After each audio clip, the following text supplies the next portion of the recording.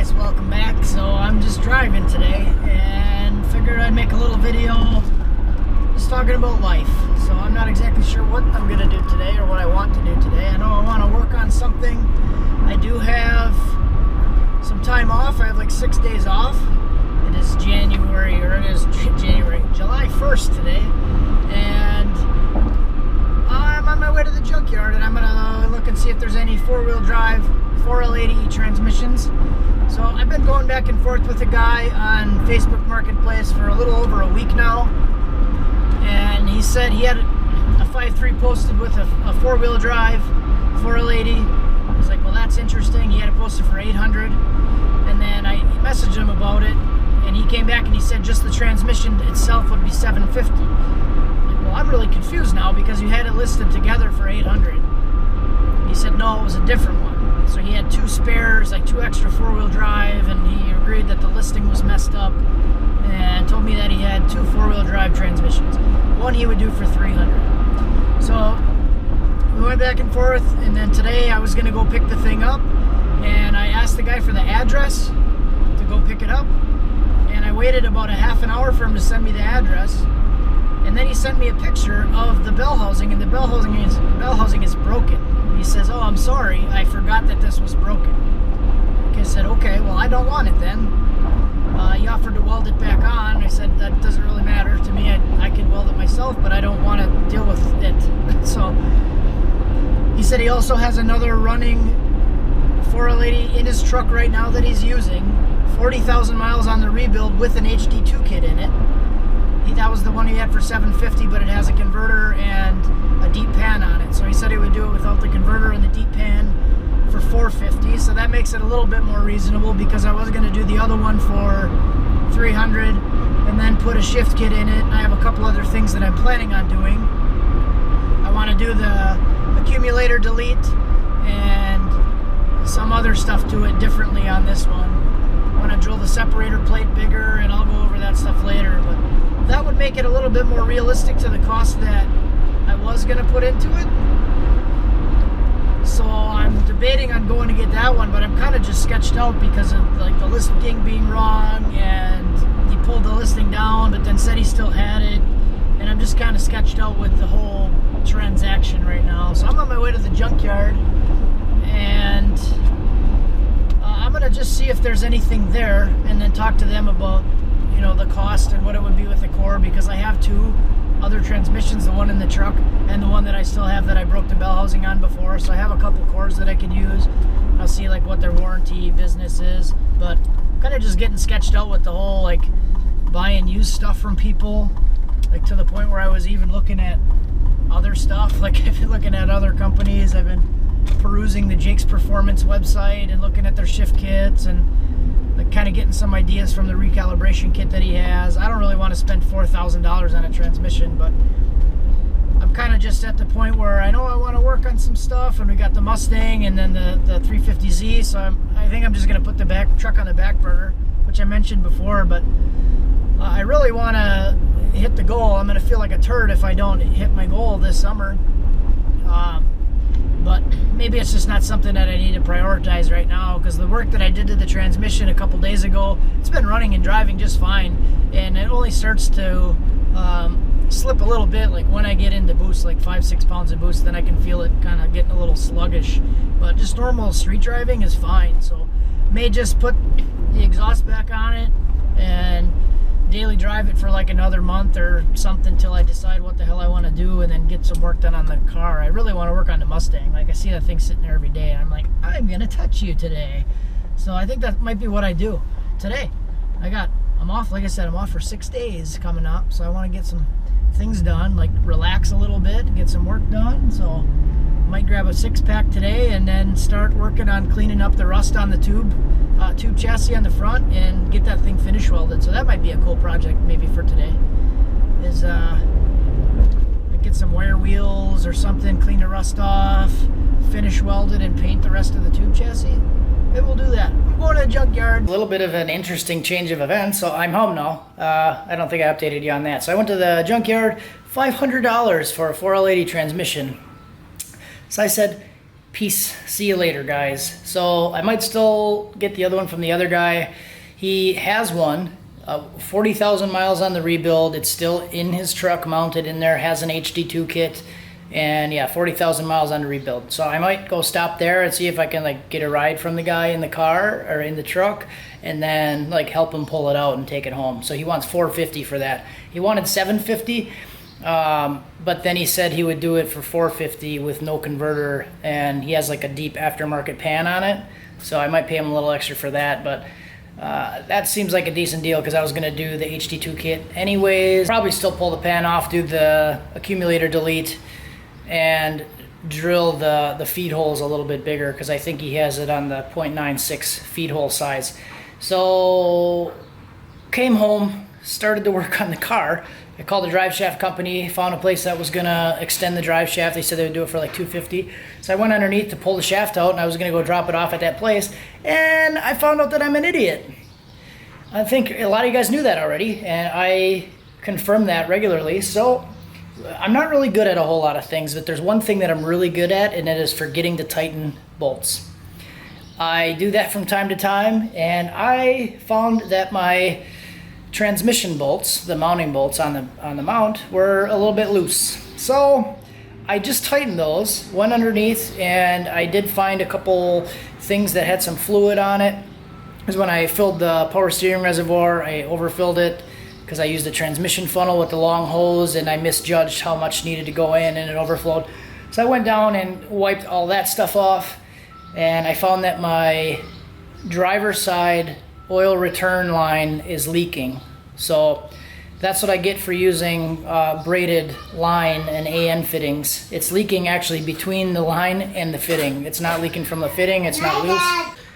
So what I'm gonna do is pull the AN fitting off, and I'm just gonna slam it down and hose clamp it, because that seems to work better than me putting an AN fitting together. So I'm gonna do that.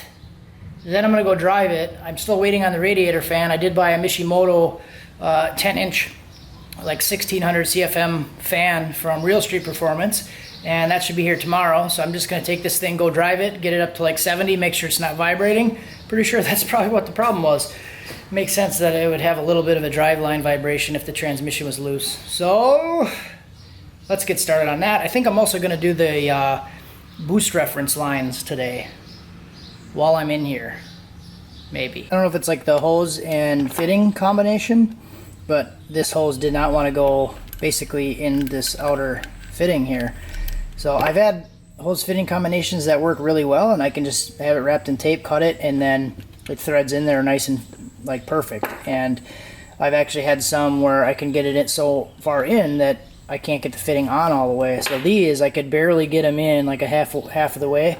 They wouldn't go in any farther, so I think that's why it's leaking, because they're just not in far enough, and it's not working. So I'm just gonna pull this piece off, run the hose over it, and then clamp it. So it's the same way that I have it on the truck, because when I broke my oil pan, one of the times I blew the engine up, I ended up going to a barb fitting, and then I just slammed it over and clamped it down. So yeah, maybe the steel stuff is a little bit different, but like I said, had a couple combinations that did work. These did not jive. So I do have the car jacked up. It's kind of doing the Carolina squat. I have it the back end down a little bit more because I want the oil to flow to the back of the pan. So when I pull that fitting off, I don't lose too much oil out of there, because oil level should be a little bit higher than that fitting when it's sitting idle. So I tilted it back a little bit. I'm going to pull that fitting off. So I got this fitting off, but didn't really go as planned. So I took the fitting off of the pan, and I gave it a little tug, and the top one popped right off. So I think it was actually leaking from the top. The top one was loose because the whole hose is a little bit wet, and it was just accumulating at the bottom. So that kind of changes things a little bit, because I can't really get to the fitting on the turbo very easily. So I'm gonna have to figure out what I want to do. I might have to take the bumper and everything off to get to it. So I don't know, I gotta figure that out. What do I want to do now? And then if I do this side that way, I might as well do the other side. See how work just kind of develops. Alright guys, so I got this thing all back together. I did run the boost reference line to the wastegates now. I was going to do that later, but I figured I'd just do it now. So I do have the new drain hose on there and should be good to go. I'm gonna go drive it, see if there's a vibration. If not, then we're good to go. And I made a mistake on the install. So one thing I did notice, because of these hood vents, I left it outside for the past several days and it was raining for a couple of them. So I'm gonna have to throw some paint on these because those rusted right away. I mean, it's probably just raining right in on top of them. So anyways, that's where we're at for now, and I'm gonna go give it a ride. Take it for a ride, go drive it, things.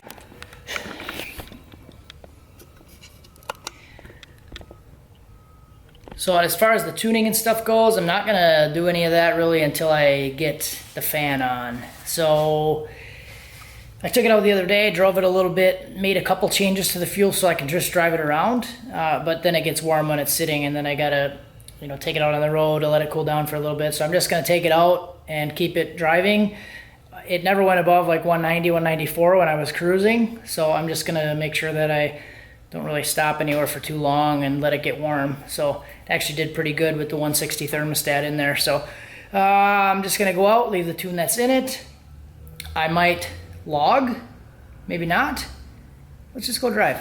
All right, guys, so I found something interesting. It wasn't just my transmission bolts that were loose. It was also the drive shaft bolts that were loose. So I'll show you guys this. I don't mind showing it. I feel like an idiot right now, but I feel like it's important to show it because this is reality. Some of you guys like it because it makes you feel a little bit more at home because you make the same kind of mistakes. Some of you guys like it because you just like to laugh at me. I mean, I don't really care. I just want to show what is actually happening. And maybe somebody will learn from it. Maybe somebody will get some entertainment or joy out of it. So let's go underneath and look. I want to show you what I just did. All right. So I actually did, surprisingly enough, go take it for a drive. And it was still vibrating. I could notice it right away. So I turned around and came right back home, and I was like, oh, I'm going to shake the front yoke. And then I put my hand back here. I think I tightened them up a little bit now. But look at this. Yeah, so this is embarrassing. But it was like this. I went to go shake the shaft, and sure enough, this whole freaking thing was loose. So I don't know what I did that I forgot to tighten these. But what I'm thinking happened is when I was doing, I had a long stretch here where I was only coming out here like 10, 15 minutes a day, maybe 20 minutes. And I was getting a little bit of stuff done. And then I would go in the house. So I think what happened was I test fitted this and I had some question about the length of the yoke and how far the stick out was. I thought it was sticking out kind of far. So I went forward and I repositioned the engine and the transmission, pushed everything back as far as I could get it, and I just never came back and tightened these because I repositioned the engine, tightened it all down, tightened the cross member, and then I ended up going in the house, and then I came back out the next day and I just started working on engine bay stuff. And by the time I got done with the engine bay stuff, it was like 2 weeks later, and I just assumed over time that I remember going under and tightening the cross member bolts, and assumed that these were all tight and never came back under to verify it. So that was kind of dumb.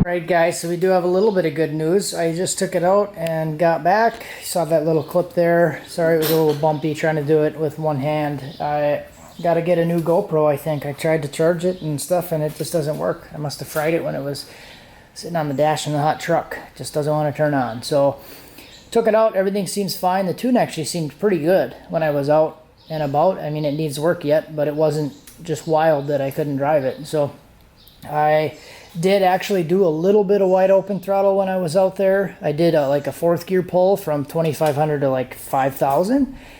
And I noticed it wasn't building any boost. That's why I was trying to do that. Last time I took it out, one of the first times I took it out, I did get it to like 3 or 4 pounds of boost and verified it on the scan, and I saw it on the gauge.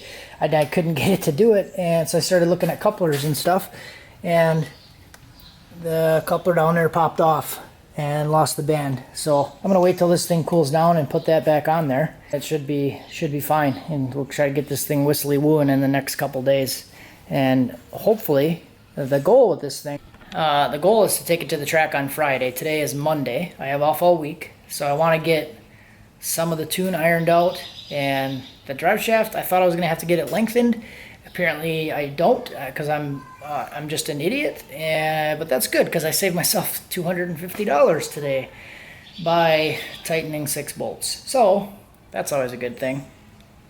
Glad nothing worse happened though. I'm glad I didn't like shit the drive shaft out or break the transmission, or I mean it could have been a lot worse, but I started driving it, felt the vibration, knew something was not right, and just stopped and came home and figured out what was going on. So that's a good thing. Should be doing some fun stuff this week. I want to start working on the yellow car. This saved me a lot of time figuring this out. I spent a little bit of time on it, but I got wastegates hooked up now.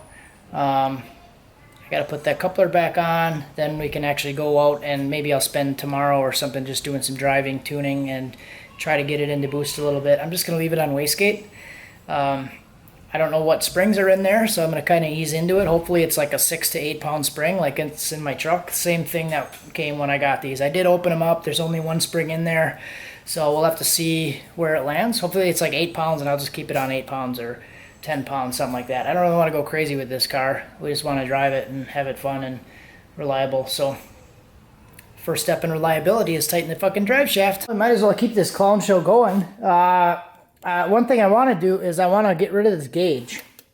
So I put this mechanical gauge on there just as a reference, just in case, and actually my gauge inside doesn't work. So I might putz around with that and try to figure that out. And I want to get rid of this gauge because the fitting that I have on here leaks. So I have like a -10 to -10 with a 1/8 NPT to put this gauge on there, and this fitting leaks, so I want to take that out and then just run it back down. So, and I guess what I was talking about before with this hose and stuff, this is the hose I used before, and this is a different, I think it's a different brand fitting. I bought them all at separate times. These I was able to get in there just fine, no issues, and the other ones I wasn't able to do. So I think the fitting was actually a slight bit smaller, and I really struggled with it to get them in. But you can see like these aren't even frayed or messed up or anything on there, so I was able to do those just fine. So I really think it was just the hose and fitment issue.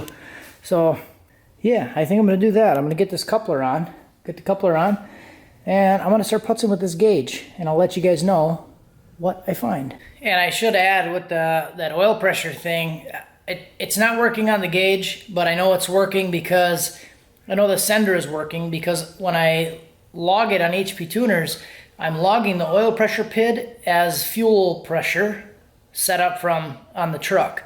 So I know the oil pressure PID is working and the sender is sending something to it, because I can see it on the scan and it's working properly. So it's got to be something just like in the harness or whatever with sending the wire back to that gauge, sending it through the wire back to the gauge. I know that gauge works without the CAN bus, because I did hook up on the old swap that I did hook up the oil pressure sensor and got it working just running the sender straight to the gauge. So shouldn't be overly complicated to figure it out. I know the sender works, I just got to get the signal to the gauge. Okay, so next thing I'm going to be working on today is getting this spark plug wire out of there. So I want to get the factory plug out, and that'll loosen up that AC line a little bit and not press up against the coolant temp sensor. So what I'm going to do is I'm going to use one of these wires. This is from like a 96, 97 GMC Jimmy. They're on like the Jimmys, S10s. There's a few in the 97 GMC year that have the LS style coil pack with the 90-degree boot on it, and this is what I'm using on the Ranger to go up and over. So on the Ranger on the passenger side for the log, I'm going up and over and around, so that's what I'm using on the Ranger. Still, I put these in one time and never had a problem, because before that I had a bunch of issues with them, you know, touching the manifold, and it was burning holes in them. And put these on one time, and I'm still using the same ones that I put on there the first time. So that's what I'm going to do here. I'm going to take that 90-degree boot and fudge it around somewhere. Let's see what happens. This is my 2-year-old. I told him he could stay out here with me and watch as long as he stays in the chair. So he's going to sit there with his wrench, and he's just going to sit and watch. If he gets out of the chair, he's going to go to bed. Right? Yeah, okay. Okay, so I got this done now. I put this longer spark plug wire on, and you can see all the space that it has in between it. And this is literally natural habitat. So the AC line, it's not compressed anymore. It's not actually touching the manifold, and it's very loosely touching the coolant temp sensor. So it's all very loose in there now. If you look back on the other part, it was actually squeezed, like compressed by the spark plug wire. So what I think I might do to protect this a little bit more is wrap the AC line, because it's pretty close, of course. If you look at this part, the spark plug wire, it's fully connected to the spark plug and comes 90 all the way around. Doesn't even touch anything. Doesn't touch. It's just loose. Drops back down underneath where the AC line is. It doesn't hit any of the belting. It's not even close. And it wraps back around this side, completely around. Just perfect. It doesn't touch anything. That's what I'm saying. Like, this is just natural habitat. It doesn't even touch anything. It's about, you know, a half an inch away all the way around at the closest point. So perfect. Kind of the same concept that I did on the truck, and it worked great.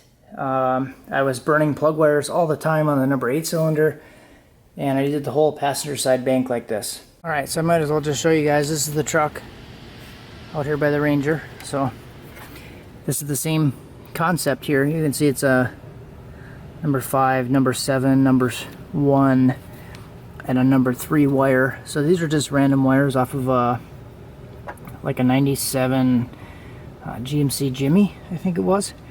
The 97 seems to be the good year for these. 97 GMCs, you'll find these a lot on. So it's got the LS style plug end and then the 90-degree boot. So what I did, this is like a really cheap like AutoZone or O'Reilly's spark plug wire holder thing. So I just hooked it onto there and then wrapped all these wires around for the up and over. So you can see they come all the way up around, and these are the original wires. I've had these on there for probably almost a year. I don't know, a long time. Never had an issue since I did it like this. But before, I was running them down in between the runners, you know, on the inside of the log, and it was burning them up all the time. So went up and over, used the, I mean, this is from the Jimmy, the GMC too.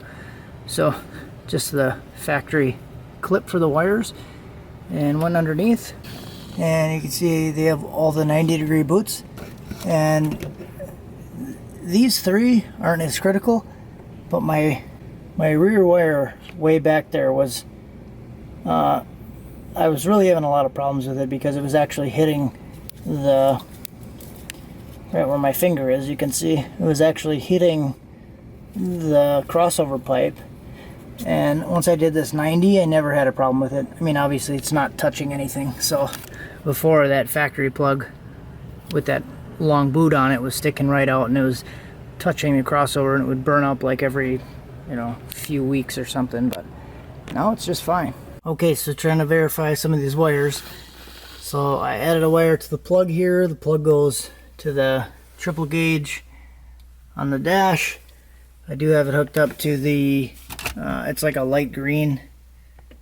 I don't know if you can see it. It's like a light green with a red stripe. That's where I have this green lead into multimeter hooked up, and I just want to verify that it still does have continuity to the gauge from this spot here.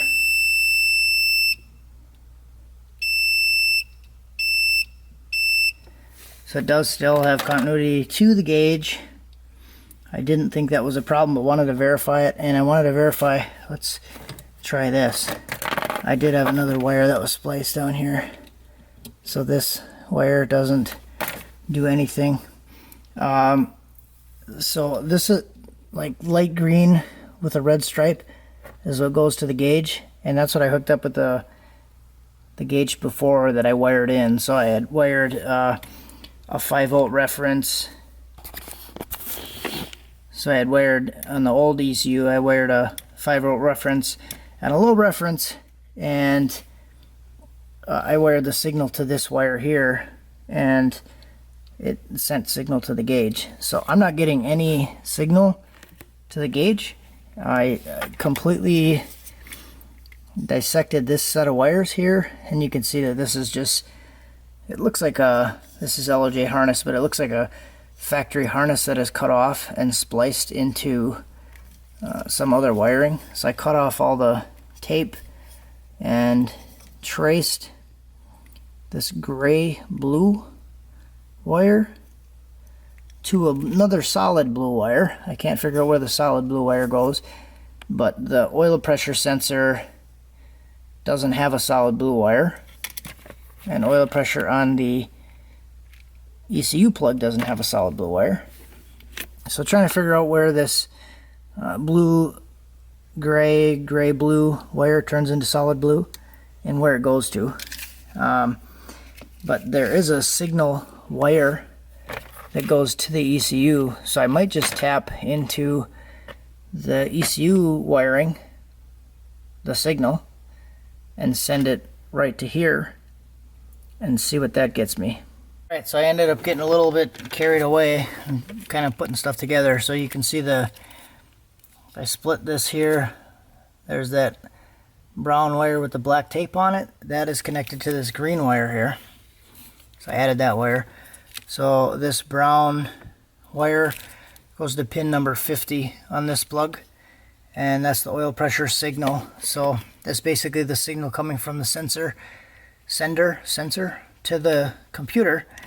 But I also added this green wire, spliced off of that, to hook to the green red wire up here.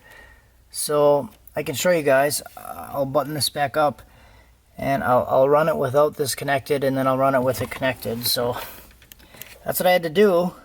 It didn't seem like it was getting a signal. I couldn't figure out where this wire on the other side of the plug connects to. It was like a gray blue wire that went to a solid blue wire, and I wasn't going to rip the whole harness apart to figure out where it went. So I knew, based on what I did before with this car and getting the gauge to work, so I wanted to get the oil pressure gauge up here to work off of a P01 computer, and I was able to do that, and I have a video on that. I think it was how to log oil pressure on a P01, something like that video. So I figured that out, spliced it all in, and I think on that video I actually have the notes here from when I did that video. So I compared the P59 pinout to the P01 pinout, and then I used some of the EGR signal, I think it was. Like the EGR and the 5-volt reference and the ground, and matched it up to the P01, something like that. Yeah, EGR ground, I think I crossed that off right there.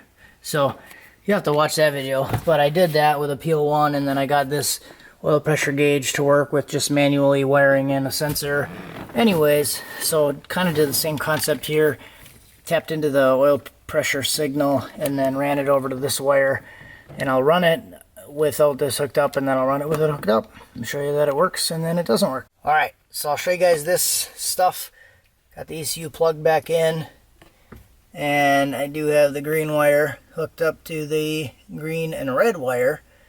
So like I said, the green wire is coming from pin 50 on this plug through. I did loom it all back up into here. I just have it kind of fish hooked on there right now, so I'll be able to pull it off. I want to start it and show you guys that the gauge works, and then I'm going to reach down, pull it off, and then come back and I'll show you that it drops down like I lose the signal.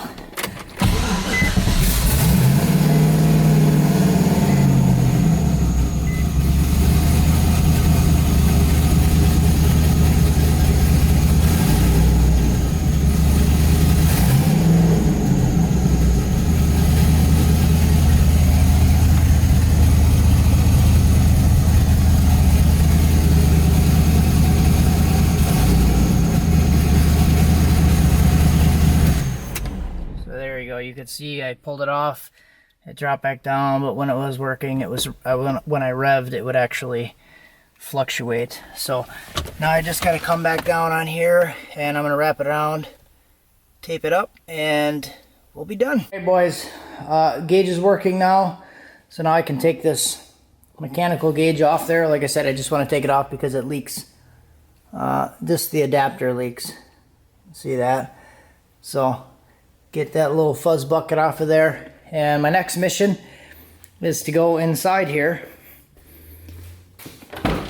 and clean up all this crap and put all the interior glove box pieces all in there, hide the ECU and all that stuff. I did get a mount. I actually grabbed, when I was grabbing all the computers from the junkyard, I grabbed a mount, one of the plastic clip mount things, so I might try to do something fancy with that.